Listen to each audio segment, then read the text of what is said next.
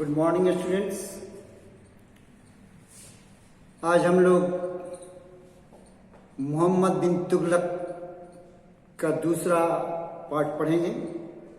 पहले में हमने उनके अभियानों के बारे में पढ़ा था और आज हम उसकी कुछ नीतियों के बारे में जो विशेष रूप से एक्सपेरिमेंट या प्रयोग के रूप पर की गई थी उसके बारे में आज हम पढ़ेंगे।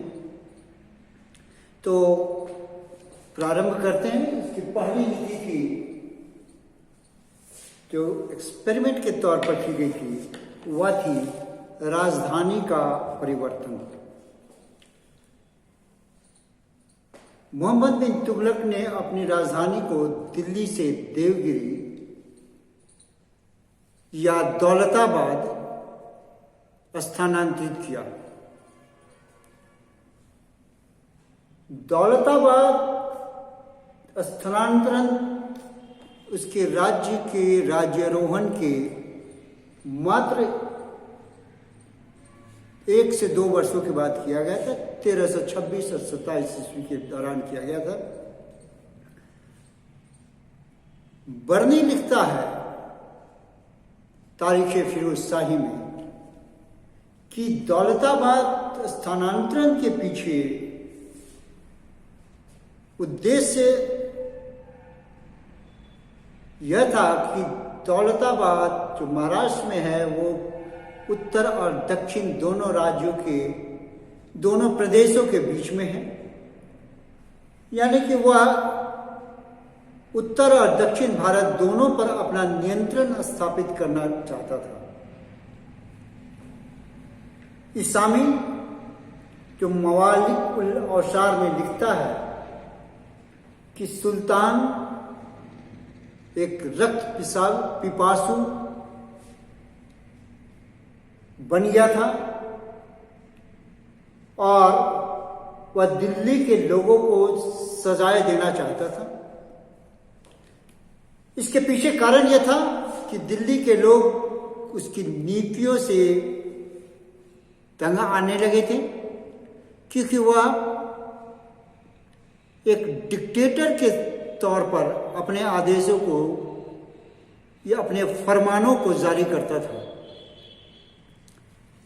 दिल्ली के लोग उसके घरों में चोरी से चुपके से कागजों में उसके विरुद्ध अपशब्द लिख करके, कभी कभी तो गालियां लिख करके उसके घरों में चुपके से फेंक देते थे, और जो निसंदेह रूप से उसके अपने लोगों की ही मिली भगत भी रहती होगी, वरना सुल्तान के घर में ऐसे कागज कौन फेंक सकता था। अतः वह दिल्ली के लोगों को सजाए देना चाहता था, इसलिए अपनी राजधानी को वहां पर यानी कि दौलताबाद में स्थानांतरित करने के आदेश जारी किए और लोगों को जबरदस्ती चलने को कहा। जो नहीं गए उनको खींच के ले गया। कहा जाता है कि किसी के हाथ पहुंचे, किसी के पैर पहुंचे, घोड़े के पीछे बांध के भी ले गया था कुछ लोगों को, लेकिन इसका कोई हमें ऐतिहासिक प्रमाण इस तरह से नहीं मिलता। एक मान्यता है, लेकिन राजधानी का स्थानांतरण उसने अवश्य किया था। कुछ अन्य विद्वानों का मानना है कि वह दक्कन और दक्षिण में इस्लामिक संस्कृति या मुस्लिम संस्कृति को वह प्रचार और प्रसार करना चाहता था, और इस उद्देश्य से वह चाहता था कि अगर वहां राजधानी परिवर्तन हो जाएगा तो राज दरबार के लोग, राज परिवार के लोग, उच्च अधिकारी, सामंत, विद्वान और यहां तक कि मुस्लिम धर्म से जुड़े संत, फकीर, सन्यासी लोग भी वहां पहुंचेंगे। मुस्लिम धर्म से जुड़े धार्मिक लोगों के जाने से निसंदेह वहां पर इस्लाम धर्म का भी प्रचार होगा। इन सब उद्देश्यों से ऐसा माना जाता है कि उसने राजधानी परिवर्तन किया।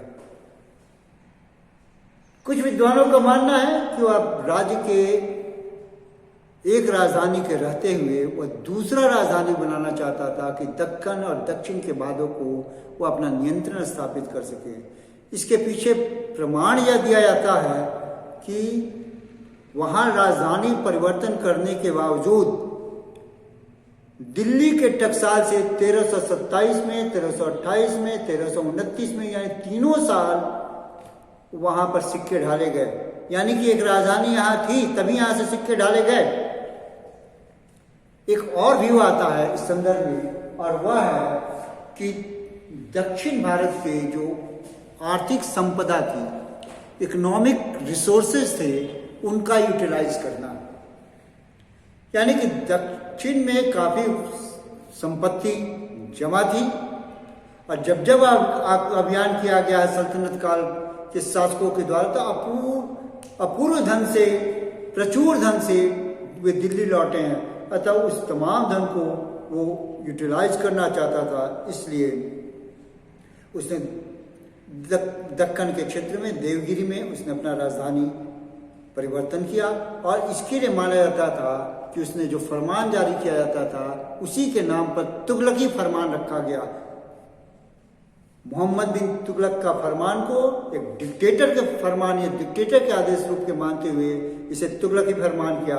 हालांकि मेजॉरिटी ऑफ हिस्टोरियंस का मानना है कि कुछ ऊपर के स्तर के लोग, ऊपर के वर्ग के लोग ही वहां स्थानांतरित किए गए, लेकिन कुछ विद्वानों का मानना है कि समस्त दिल्ली के जनता को वहां स्थानांतरित करना चाहता था। हालांकि यह नीति उसकी सफल नहीं रही और राजधानी को वापस दिल्ली लाना पड़ा था, और इस तरह उसका वह दक्षिण के अभियान के लिए जो किए गए उद्देश्य से, या दक्षिण की संपत्ति को जीतने के लिए, या सांस्कृतिक रूप से वहां पर स्थापित करने की नीति जो थी, वह काफी खर्चीली होने के बाद असफल रही और इसे वह वापस लौटना पड़ा। उसका दूसरा एक्सपेरिमेंट है सांकेतिक मुद्रा का प्रचलन। इसके पहले अलाउद्दीन खिलजी ने प्रयोग किया था, नए मुद्राओं का प्रचलन किया था। इसने भी मुद्रा के क्षेत्र में एक क्रांतिकारी कदम उठाया, और यह कदम उठाने के पीछे उद्देश्य था कि उसके राजकोष खाली हो चुके थे। राजकोष में कई अभियानों के कारण धन की कमी हो गई थी। अतः यह चाहता था कि वह एक ऐसे प्रकार का मुद्रा चलाए जो कि प्रतीकात्मक हो, टोकन हो, और इसका जो सोर्स, इस तरह की मुद्रा के चलाने का सोर्स को माना गया है, जिसके इन्फ्लुएंस कहा जाता है, प्रभाव कहा जाता है, वह था पर्शिया यानी कि ईरान और चाइना। यहाँ पर इस तरह की मुद्राएं चलाई गई थी। वह इस चीज को वह भारत में भी, सल्तनत काल में भी एक्सपेरिमेंट करना चाहता था। हालांकि यह एक बड़ा ही खतरनाक और जोखिम भरा कदम था, बहुत ही जोखिम भरा कदम उसने उठाया था। उसने क्या किया कि तांबे के मुद्रा को जारी किया और इसको प्रतीकात्मक माना, उसकी मुद्रा के बराबर, चांदी की मुद्रा के बराबर में, और टंका के बराबर। टंका जो था सोने, चांदी, कुछ मात्रा में तांबा और दूसरे और मेटल को मिला करके एलॉय मिलाया गया। एक धातु नहीं, एलॉय मतलब दो या दो से अधिक धातु को मिलाने से एलॉय बनाया जो युग्म होगा, और उस पर इसने जो यूज किया जाता था, अब इन सबके बदले में उसने तांबे का, कॉपर का मुद्रा बनाया। इस मुद्रा पर उसने यह अभिलेख लिखवाया कि जो कोई व्यक्ति इसको मानेगा वह खुदा के आदेशों को मानेगा। उसकी दया के आधार पर यह सिक्का चलाया गया है, यानी कि इसको धार्मिक दृष्टिकोण से इसे जोड़ने की कोशिश की। लेकिन उसने ये जो मुद्रा चलाया वह एक ब्लंडर था। उसने मुद्रा पे पूरा प्रिकॉशन नहीं लिया। उसने जितनी बारीकियां होती है मुद्रा जारी करने, उसने नहीं लिया। एक सामान्य तरीके से उसने मुद्रा चला दिया और जनता ने क्या किया कि इस तरह की मुद्रा को नकल तैयार करना शुरू किया। These coins were fabricated, इसका निर्माण घरों में होने लगा। समकालीन इतिहासकारों के अगर हम विचारों को जानते हैं, उनके बारे में मानते हैं, तो हर घर एक टकसाल बन गया। Every house was turn into the mint, यानी कि लोग तांबे के बर्तनों को अपना टोकन मुद्रा बना लिए, कांसे के बर्तनों को टोकन मुद्रा बना लिए और उसके अभिलेख भी उतार दिए। इतना सिंपल था कि मुद्रा का प्रचलन इतना तेजी से होने लगा कि आर्थिक स्थिति धराशायी हो गई। व्यापारी इन मुद्राओं को लेने में हिचकने लगे, उन्होंने मना करना शुरू कर दिया। विदेशी व्यापार खत्म होने लगा। तो अंततः 1329 में लागू की गई है मुद्रा, जो लागू की गई थी कांसे का और तांबे के मुद्रा को 32 ईस्वी में इसे वापस लेना पड़ेगा और हर इस सांकेतिक मुद्रा के बदले में उसे सोने और चांदी से चुकता करना पड़ा। इससे उसके राजकोष पर प्रतिकूल प्रभाव पड़ा और बदले में उसे फिर एक बार स्टैंडर्ड यानी कि मानक वजन का चांदी और एलॉय का मुद्रा, जिसको बोलते हैं टंका का मुद्रा जारी किए, जो 57.7 ग्राम के हुआ करते थे, 57.7 में। तो इस तरह उसकी यह नीति फेल हो गई और लोगों ने जो चांदी और सोने के जो सिक्के थे उसको जमा कर लिया घरों में, इसलिए बाजार में मुद्रा भी काफी कम हो गई थी और जिससे बाजार एक तरह से धराशायी हो गया था। तो इन सब चीजों का उसने प्रिकॉशन नहीं लिया, इस कारण वह अपनी इस नीति में भी फेलियर रहा, यानी कि टोकन करेंसी चलाई गई, वो फेल हो गई। तीसरा जो उसने एक्सपेरिमेंट किया वह था खुरासान और कराजील का अभियान। खुरासान उसके समय में राजनीतिक दृष्टिकोण से शून्यता का स्थान हो गया था। तो ऐसे परिस्थिति में वह वहां अधिकार करना चाहता था। दूसरा, वाणिज्य और व्यापार के दृष्टिकोण से सेंट्रल एशिया से जुड़ता हुआ क्षेत्र था, अतः वह वहां पर अपना उद्यान करके अपना अधिकार जमाना चाहता था। दूसरी तरफ कराजील जो चीन से सटा हुआ क्षेत्र था, तो यह इस क्षेत्र पर वह चाहता था कि अपना अधिकार जमा ले, जो सामरिक दृष्टिकोण से भी यहाँ पर अधिकार जमा करके वह अपनी स्थिति मजबूत करना चाहता था और वाणिज्य और व्यापार के दृष्टिकोण से जो रेशम मार्ग जो प्राचीन काल मार्ग था उस मार्ग पर अपना नियंत्रण करना चाहता था। तो सामरिक दृष्टिकोण से भी और व्यापारिक दृष्टिकोण दोनों महत्वपूर्ण था। इस उद्देश्य से उसने 3,70,000 सैनिकों का बहाली किया, रिक्रूटमेंट किया, लेकिन कुछ कारणों से यह अभियान नहीं किया जा सका। और जब नहीं किया जा सकता तो इतनी बड़ी सेना का बोझ अकारण उसके राजकोष पर पड़ा और इससे प्रतिकूल प्रभाव पड़ने लगा उसके राज्य की आर्थिक स्थिति में। तो अंततः उसने इस पूरी की पूरी जो रिक्रूटमेंट थी उसको डिसमेंटल कर दिया, यानी कि उस पूरी जो सेना का जो तैयार की गई थी उसको उसने हटा दिया। जितनी बहालियां थी सारी कैंसिल कर दी गई। इससे विद्रोह की भावना फैल गई जनता के बीच में और वे उसके विरोधी हो गए। तो इस तरह हम देखते हैं कि बर्नी लिखता है कि उसकी सारी नीतियां इम्प्रैक्टिकल थी, और इन प्रैक्टिकल के चलते वह फेलियर हो गया। अब हम उसके जरा व्यक्तित्व पर हम प्रकाश डालते हैं। व्यक्तित्व पर प्रकाश डालते हैं तो हम पाते हैं कि वह एक पढ़ा लिखा व्यक्ति था, वेल एजुकेटेड पर्सन। उसे फारसी का ज्ञान था, अरबिक का ज्ञान था, शरीयत के कानूनों में वह अपने आप को पारंगत कर रखा था।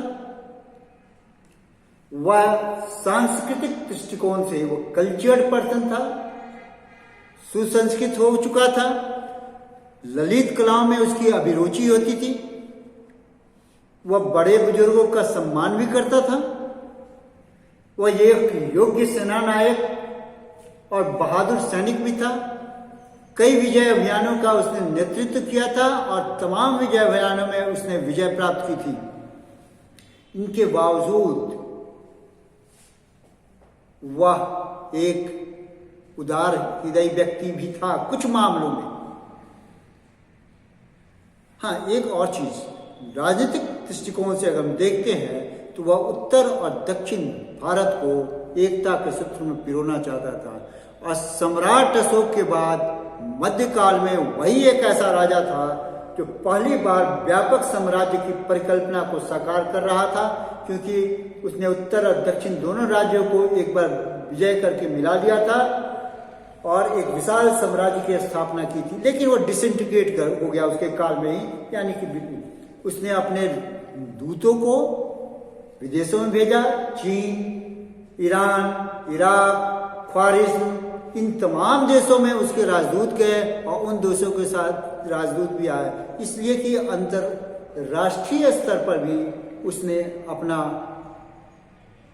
और अपने राज्य का महत्व बढ़ाया, क्योंकि पारस्परिक आदान प्रदान हुआ, विचारों का आदान हुआ, अंतर्राष्ट्रीय संबंध भी बने थे। भारत में वह व्यक्ति था जिसने हिंदुओं को भी नौकरी पर अच्छे पद दिए।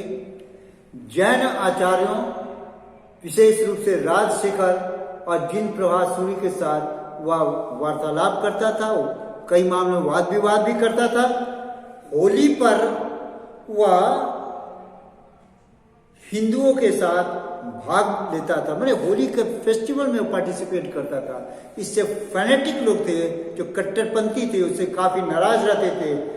वह इस प्रकार देखते उसने धार्मिक उदारता का एक प्रमाण दिया और इसमें एक कदम और बढ़ करके वह जैन मंदिरों के निर्माण में भी सहयोग दिया। तो ये एक तरह से हम देखते हैं इसका व्यक्तित्व का एक अच्छा पहलू भी था, क्योंकि वह धार्मिक होने के साथ साथ उस जमाने में थोड़ा उदारवादी दृष्टिकोण भी अपनाया था। और दूसरी तरफ हम देखते हैं जो तत्कालीन समय के फैनेटिक लोग थे, जैसे बर्नी और इसामी, उसे अधर्मी कहने लगा था और उस अधर्मी का कहने के साथ साथ उसकी नीतियों को वह उसका हमेशा से उसकी नीतियों को उन लोगों ने भर्त्सना की थी। उसके बारे में कहा कि वह एक स्वार्थी व्यक्ति था, वह एक क्रूएल व्यक्ति था, यानी कि अत्याचारी व्यक्ति था, क्योंकि अपने आदेशों को जारी करने के लिए जो गलती करने को सजा देने के लिए वह क्रूएल्टी के हद तक, क्रूरता की हद तक पहुंच जाता था। इब्न बतूता तो यहाँ तक कहता है कि वह खून खराबे में भी विश्वास करता था। दंड देने के लिए मृत्यु दंड को खून के फव्वारे में जब तक न निकल जाए, इस तरह के लिए वह लिखता है कि इस तरह का क्रूरतापूर्ण वह दंड देता था। विंसेंट आर्थर स्मिथ इसके एक पक्ष को देखते हुए भी कहते हैं कि वह दोनों गुणों के मिश्रण था, यानी mixture of opposite. Ashirvadi Lal Srivastava, sir Wolseley Haig, doctor RC Majumdar और ईश्वरी प्रसाद जैसे लोगों ने उसको कहते थे कि सामान्य तौर पर वह एक बहुत ही अच्छा आदमी था, लेकिन जब मानसिक संतुलन उसका घूमता था या बिगड़ता था तो वह क्रूरता के हद तक पहुंच जाता था। और जो भी हो, ईश्वरी प्रसाद ने लिखा है कि वह एक बहुत ही योग्य व्यक्ति था, योग्य शासक था और मध्यकाल में वैसा शासक बहुत ही कम देखने को मिल पाता है जिसने कि काफी दूरदृष्टि का सोच रखा। दुर्भाग्यवश उसकी नीतियां फेल हो गई, लेकिन उसकी सोच जो थी समय से आगे की। उल्सले ने कहा है, he was one of the ablest and the extraordinary man of the medieval period in India। इसके साथ ही हम लोग का ये जो मोहम्मद बिन तुगलक का चैप्टर आज समाप्त होता है। अब वैकेशन के बाद आपसे मिलेंगे नए अध्याय के साथ। आज इतना ही, धन्यवाद। Wish you a very happy Diwali to all of you.